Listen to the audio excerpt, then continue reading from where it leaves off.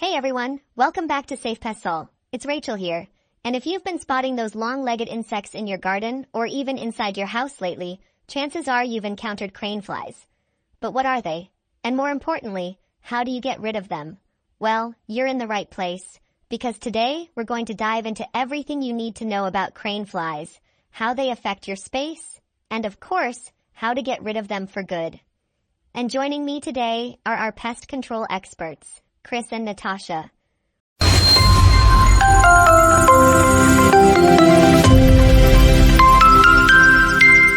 Welcome to the show, guys. Thanks for having me, Rachel. Happy to be here. Awesome. All right, let's start by getting to know these mysterious little creatures. Chris, can you tell us what exactly crane flies are? They look like giant mosquitoes, but they aren't, right? Yes, exactly.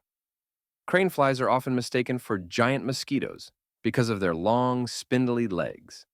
But they're actually quite different. Crane flies are a type of insect from the family Topulidae. They're sometimes called daddy longlegs, though that name is also used for other creatures. Unlike mosquitoes, crane flies don't bite or feed on blood. In fact, most adult crane flies don't even eat. They're just here for mating, and then they die pretty quickly after laying eggs. They have a short lifespan, but their larvae, which are found in moist soil, can cause some damage. These larvae feed on roots and organic matter, which can harm your garden or lawn. Interesting. So they're not really harmful to humans, but they can cause trouble for gardeners. Now let's talk about why they might appear in our homes or gardens in the first place. Natasha, what attracts crane flies? Crane flies are attracted to areas with moist soil. They lay their eggs in damp, decaying organic matter like wet leaves, grass, or soil. So if you have a moist lawn or garden, that's likely why you're seeing them.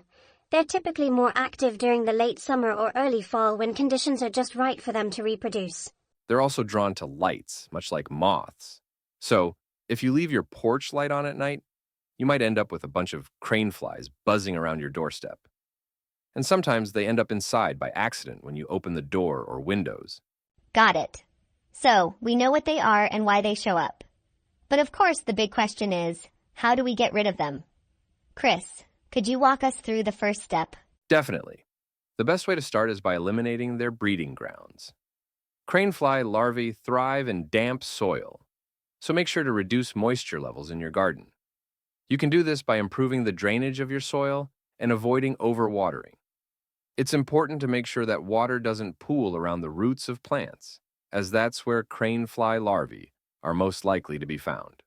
If you already have a crane fly larvae infestation in your garden, you can use nematodes, which are microscopic worms that naturally kill larvae. Just apply them to the soil following the instructions.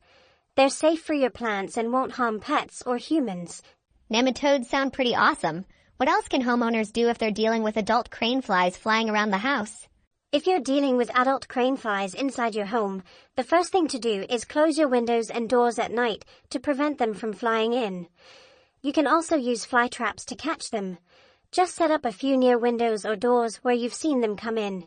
You can buy commercial fly traps or make your own with a jar and some sweet liquid like fruit juice. The flies will be attracted to the scent and get trapped inside. Another good option is to use a vacuum cleaner to suck them up. I know it sounds simple, but it works. Just make sure to get them before they start laying eggs, and you won't have to deal with the larvae.